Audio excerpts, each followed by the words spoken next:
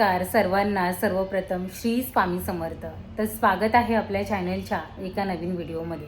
तर श्री स्वामी समर्थ महाराजांच्या प्रकट दिनानिमित्त मी महाराजांची सुंदर पूजा केली आणि सुंदर वस्त्र महाराजांना परिधान केले.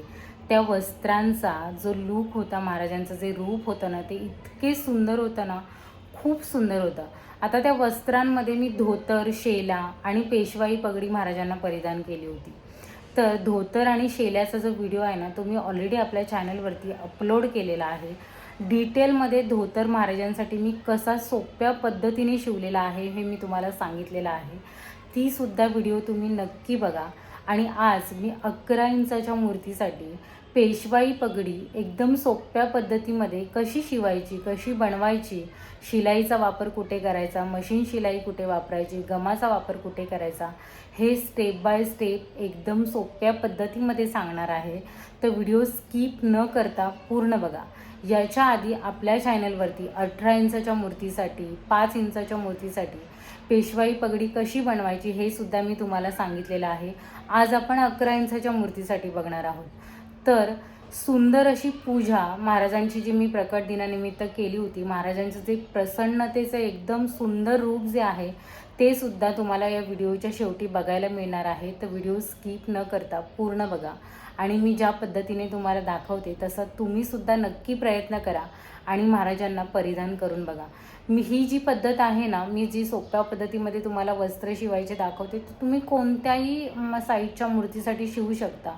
फक्त तुम्हाला माप बरोबर घेता आलं पाहिजे. ते माप कमी जास्त करायचं आणि सांगितलेल्या पद्धतीमध्ये ते शिवायचं. अगदी सुंदर आणि सोप्या पद्धतीमध्ये सुंदर वस्त्र तयार होतात.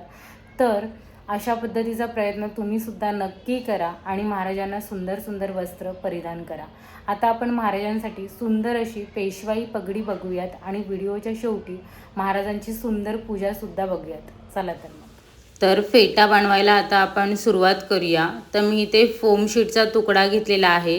7.25 इंच लांब घेतलेला आहे आणि 1.5 इंच रुंद घेतलेला आहे. असा हा फोम शीटचा तुकडा मी कटिंग करून घेतलेला आहे. त्याचबरोबर फोम शीटच्या तुकड्याच्या मापाबरोबर मी हा मेन जो कापड वापरणार आहे तो कापडसुद्धा घेतलेला आहे. बघा, अशा पद्धतीने आपल्याला कापडामध्ये फोम शीट रॅप करून घ्यायची आहे आणि मधोमध एक मशीनची शिलाई द्यायची आहे. तर आता ही जी फोम शीटची तुकडा आहे ही 1.25 इंच रुंद आणि 20 इंच लांब मी एवढं घेतलेलं आहे. आता यालासुद्धा आपल्याला एक सेम मापामध्ये कापड लागणार आहे आणि त्या कापडाने रॅप करून आपल्याला मशीनने शिलाई मारून घ्यायची आहे. तर बघा, अजून एक फोम शीटचा जो चौकोनी तुकडा आणि एक छोटा तुकडा लागणार आहे. पुढे कशासाठी लागणार हे मी तुम्हाला सांगते. आता बघा, जे फोम शीटचा जो मेन बेसवाला होता त्याला मी मशीन शिलाई मारून घेतलेली आहे आणि जी 20 इंच लांब आणि 1.25 इंच रुंद अशी जी पट्टी आहे त्यालासुद्धा रॅप करून शिलाई मारून घेतलेली आहे. आता आपला जो टोपीचा जो घेर आहे तो आहे 6.2 इंच. आता 6.2 इंच आपल्याला माप घेऊन बरोबर 6.2 इंचावरती आपल्याला टिकमार्क करून घ्यायचा आहे. थोडासा एक्स्ट्राचा जो कापड आहे तो आपल्याला कटिंग करून द्यायचा आहे आणि बरोबर घेरवरती आपल्याला दोन्ही पॉईंटवरती आपल्याला ठेवून हात शिलाई घालायची आहे. आता हात शिलाई घालताना व्यवस्थित आपल्याला दोन्ही बाजूने आणि आतून बाहेरून शिलाई मारत मारत पूर्ण जी बाजू आहे ती आपल्याला रॅप करून घ्यायची आहे. इथे आपण गमाचा वापर अजिबात करणार नाही आहे. आत्तापर्यंत आपण गमाचा वापर नाही केलेला. आता याच्या पुढे थोडा आपल्याला गमाचा वापर करावा लागणार आहे. तर जो चौकोनी तुकडा मी सांगितला फोम शीटचा, तर त्याच्यावरती बरोबर आपला जो हा राऊंडवाला बेस ठेवायचा आहे आणि पेनाने आतल्या बाजूने एक राऊंड सर्कल काढून घ्यायचा आहे. अंदाजे त्याला बरोबर गोल राऊंड शेप द्यायचा आणि तो जो शेप आहे तो कैचीने बरोबर कटिंग करून द्यायचा. आता कटिंग करताना मी जो राऊंड केला ना त्याच्या साईडने कट करते. पहिल्यांदा बघते व्यवस्थित आतमध्ये जातो आहे का. एकदा व्यवस्थित टाकून आतमध्ये बघितलं आणि त्याच्यानंतर जर तो मोठा वाटत असेल तर मग थोडासा अजून आपल्याला जो राऊंड शेप आपण केला आहे, ॲक्च्युली पेनाने केलेला आहे, त्याच्यावरती आपल्याला कटिंग मार्क देऊन घ्यायचा आहे. परत मी व्यवस्थित असं कट करून घेते. आता हा जो फोम शीटचा गोल राऊंड आहे त्याला चिकटवण्यासाठी सुद्धा आपल्याला मेन कापड लागणार आहे. तर मेन कापडाचा मी एक छोटा तुकडा घेतलेला आहे आणि त्याच्यावरती आपल्याला ग्लूगनचा वापर करून, इथे ग्लूगनचा वापरसुद्धा तुम्ही करू शकता किंवा B7000चा गम वापरला तरीसुद्धा चालेल. तर मी इथे डायरेक्ट लगेच चिकटण्यासाठी ग्लूगनचा वापर करत आहे. पण फोम शीटवरती डायरेक्ट जर ग्लूगन वापरली तर पटकन प्रोसेस करता आली पाहिजे आपल्याला, कारण जर कापडावरती नाही चिकटवलं तर ती फोम शीट जळण्याची शक्यता असते, कारण गममध्ये हीट असते. त्यामुळे आता एक साईडने आपण चिकटवून घेतला, आता दुसऱ्या साईडने सुद्धा आपल्याला लगेच चिकटवून घ्यायचं आहे. बघा, राऊंडमध्ये गम लावून घेते आणि मेन कापडावरती उलट्या साईडने पटकन चिकटवून घेते. अशा पद्धतीने आता जो साईडने उरलेला राऊंडमध्ये शेप आहे तो सुद्धा आपल्याला, जो कापड आहे तो कटिंग करून घ्यायचा आहे. व्यवस्थित राऊंड नाही आला तरी पण चालेल, थोडासा ओबडधोबड आला तरीसुद्धा चालेल, कारण हा जो फोम शीटचा बेस आहे तो आपल्याला टोपीच्या टॉप लाईनला आतल्या बाजूने टाकायचा आहे. बघा, आतल्या साईडने मी खालून वर पेस्ट करत आपल्याला बरोबर आतमध्ये राऊंडमध्ये आपल्याला बसवायचं आहे. बघा, अशा पद्धतीने हाताने प्रेस करत आपल्याला राऊंड शेपमध्ये बसवायचा. आता वरती अजून एक कापड चिकटवण्यासाठी आपल्याला चौकोनी तुकडा घ्यायचा आहे आणि तिथे ग्लू गनचा वापर करून बेसला गमने बरोबर सगळीकडे व्यवस्थित पूर्ण बेसवरती आपल्याला गम लावून घ्यायचा आहे आणि जो आपण चौकोनी तुकडा घेतलेला आहे तो बरोबर वरच्या बाजूने ठेवून आपल्याला चिकटवून घ्यायचा आहे. आता व्यवस्थित प्रेस करून चिकटवून घ्यायचा, म्हणजे काय होतं की वरचा जो बेस आहे तो आपला स्ट्रॉंग होऊन जातो. जी आपण फोम शीटचा जो बेस टाकला आहे तो खालून वरून निघत नाही, कारण तो गमाने सुद्धा चिकटवलेला असतो आणि वरून अजून एक कापड आपण दिल्यामुळे त्याला अजून एक थोडासा सपोर्टसुद्धा आलेला असतो.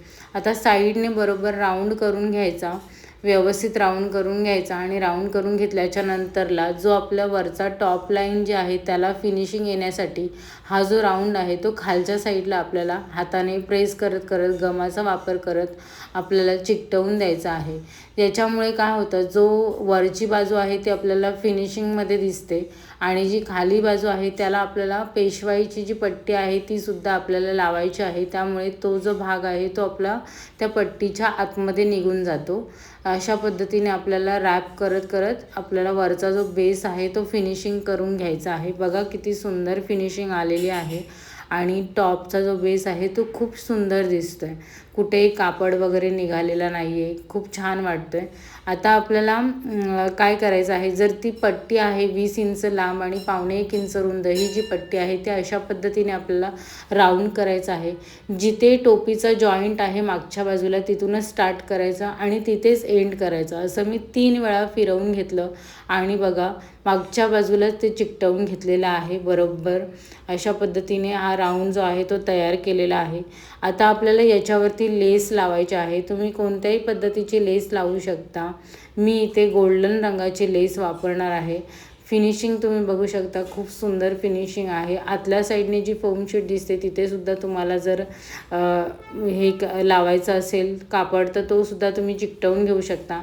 सगळ्यात पहिल्यांदा लेसच्या अगोदर मी इथे फोम शीटचा एक छोटा तुकडा घेतलेला आहे. या तुकड्याची जी लांबी आहे ती 3 इंच आहे आणि जी रुंदी आहे ती 1.5 इंच आहे. अशा पद्धतीमध्ये तो कापड मी कापडामध्ये रॅप करून घेतलेला आहे. ग्लूगनचा वापर करून कापडामध्ये रॅप करून घेतलेला आहे. या फोम शीटला बरोबर आपल्याला मध्यभागी फोल्ड करून एक असा थोडासा राऊंडमध्ये आणायचा आहे. त्याला मध्यभागी फोल्ड करायचं. हे बघा, अशा पद्धतीने फोल्ड करायचं आणि त्याला परत एकदा मध्यभागी फोल्ड करून आपल्याला हातशिलाईने ते जॉईंट मारून घ्यायचं आहे.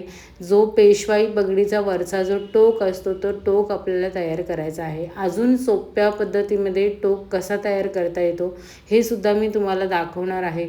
पण तो डायरेक्ट चौकोनी आर्टिफिशियल वाटण्यापेक्षा हा जो टोक आहे ना तो थोडासा नॅचरली हाताने टोपी बनवल्यासारखा वाटतो, म्हणून मी अशा पद्धतीने टोक लावते.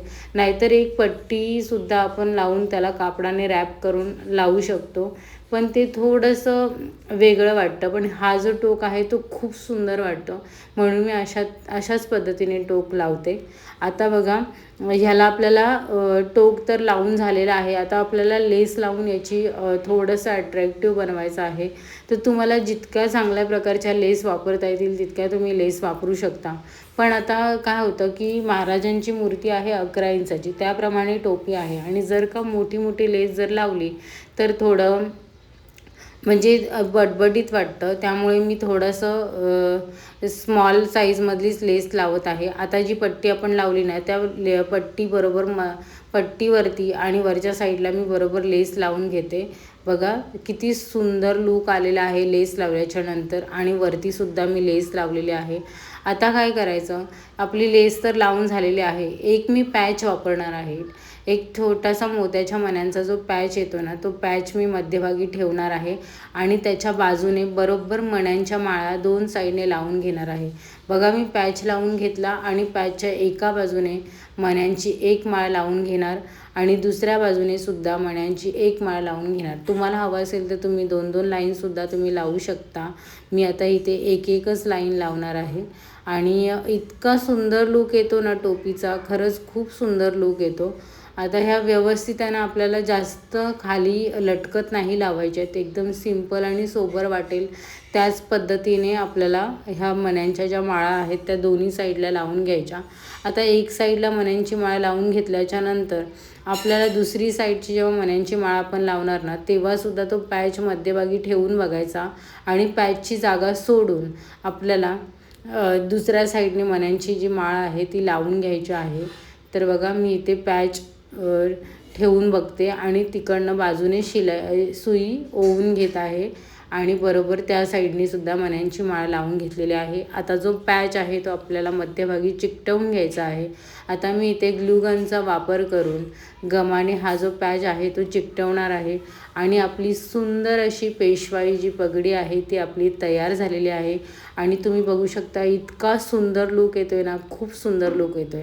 आता ह्या पेशवाई पगडीसोबत मी धोतर आणि शेलासुद्धा शिवलेला आहे. त्याची वेगळी व्हिडिओ आहे, तीसुद्धा तुम्ही नक्की बघा. त्याच्यामध्ये धोतर कसा शिवायचा हे मी डिटेलमध्ये सांगितलेलं आहे. आता हे सगळे वस्त्र परिधान करून महाराजांची पूजा मी कशी केलेली आहे आणि महाराज कसे दिसत आहेत हे सुद्धा तुम्ही आत्ता बघा. खूप सुंदर महाराज दिसत आहेत. इतकी सुंदर पूजा झालेली आहे आणि इतका सुंदर महाराजांचा लूक आलेला आहे ना की खरंच खूप सुंदर लूक आलेला आहे. ही जी पूजा आहे ती महाराजांची प्रकट दिनानिमित्त मी केलेली पूजा आहे आणि इतकी सुंदर पूजा झाली आहे ना की खूप सुंदर पूजा झाली. आणि धोतरसुद्धा तुम्ही बघू शकता, खूप सुंदर धोतर दिसतोय. हा धोतर कसा शिवायचा हे स्टेप बाय स्टेप व्यवस्थित माप घेऊन मी डिटेलमध्ये तुम्हाला सांगितलेलं आहे. तीसुद्धा तुम्ही व्हिडिओ नक्की बघा आणि वस्त्रांच्या व्हिडिओ तुम्हाला कशा वाटतात हे मला कमेंटमध्ये नक्की सांगा. व्हिडिओ जर तुम्हाला आवडली तर व्हिडिओला लाईक करा, शेअर करा आणि चॅनलवरती नवीन असाल तर चॅनलला नक्की सबस्क्राईब करा. आता तुम्हाला वेगवेगळ्या प्रकारच्या अजून कोणत्या टोप्या वस्त्र शिवून बघायला आवडतील हे सुद्धा मला तुम्ही कमेंटमध्ये सांगितलं तर ते तुम्हाला मी नक्की दाखवण्याचा प्रयत्न करेन. आणि चॅनलला आपलं नक्की सबस्क्राईब करा. नवनवीन व्हिडिओंच्या नोटिफिकेशन तुम्हाला पहिल्यांदा येतील आणि सुंदर व्हिडिओज तुम्हाला बघायला मिळणार आहेत. त्यासाठी चॅनलला सबस्क्राईब करा, व्हिडिओ शेअर करा आणि जर महाराजांचे सुंदर व्हिडिओज तुम्हाला आवडत असतील तर चॅनलला नक्की लाईक करा. भेटूयात पुढच्या नवीन वस्त्रांसोबत.